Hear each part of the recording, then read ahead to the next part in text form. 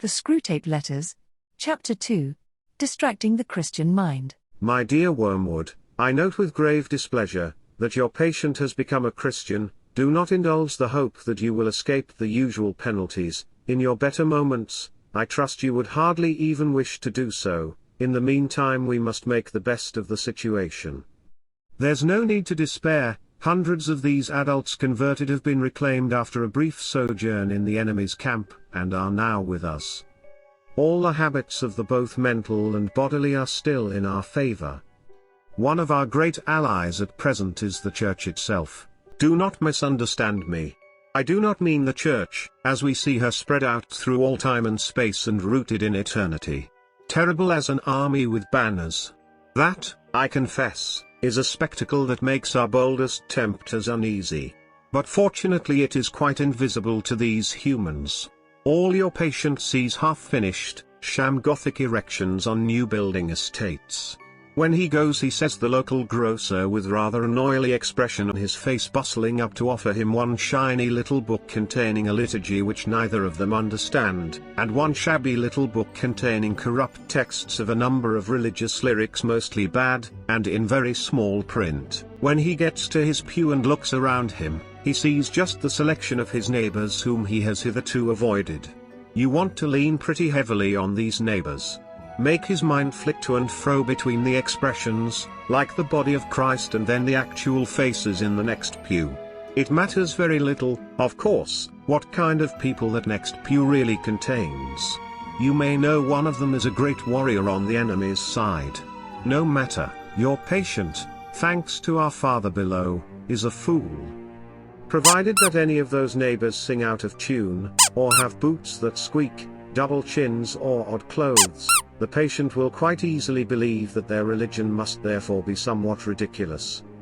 At his present stage, you see, he has an idea of Christians in his mind, which he supposes to be spiritual, but in fact, are largely pictorial.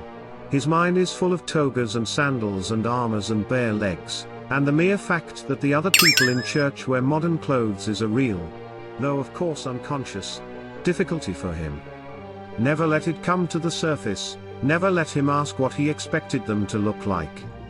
Keep everything hazy in his mind now, and you will have an eternity wherein to amuse yourself, by producing in him that peculiar kind of clarity which hell affords. Work hard then, on the disappointment or anticlimax, which is certainly coming to the patient during his first few weeks as a church person.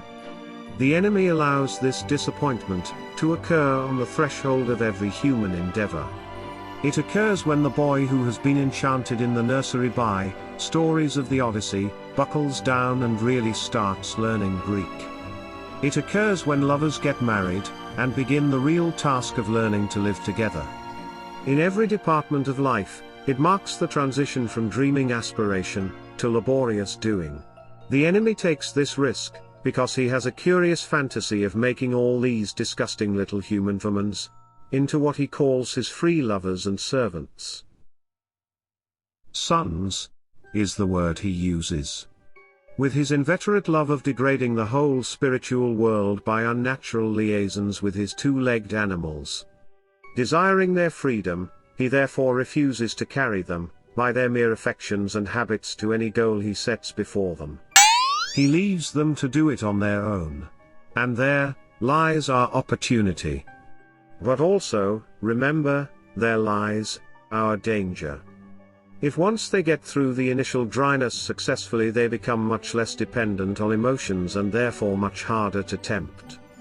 I have been writing hitherto on the assumption that the people in the next pew afford no rational ground for disappointment. Of course, if they do, if the patient knows that the woman with the absurd hat is a fanatical bridge player, or the man with the squeaky boots is a miser and an extortioner, then your task is much easier. All you have to do is to keep out of his mind the question. I, being what I am, can consider that I in some sense a Christian. Why should the different vices of other people in the next pew prove that their religion is mere hypocrisy and convention? You may ask whether it is possible to keep such an obvious thought from occurring even to a human mind. It is. Wormwood? It is. Handle him properly, and it simply won't come into his head. He has not been anything long enough with the enemy to have any real humility yet. When he says, even on his knees, about his own sinfulness, it is all parrot talk. At bottom, he still believes he has run up a very favorable credit balance in the enemy's ledger by allowing himself to be converted, and thinks that he is showing great humility and condescension and going to church with all these smug-placed neighbors at all. Keep at that state of mind as long as you can. Your affectionate uncle, Screwtape.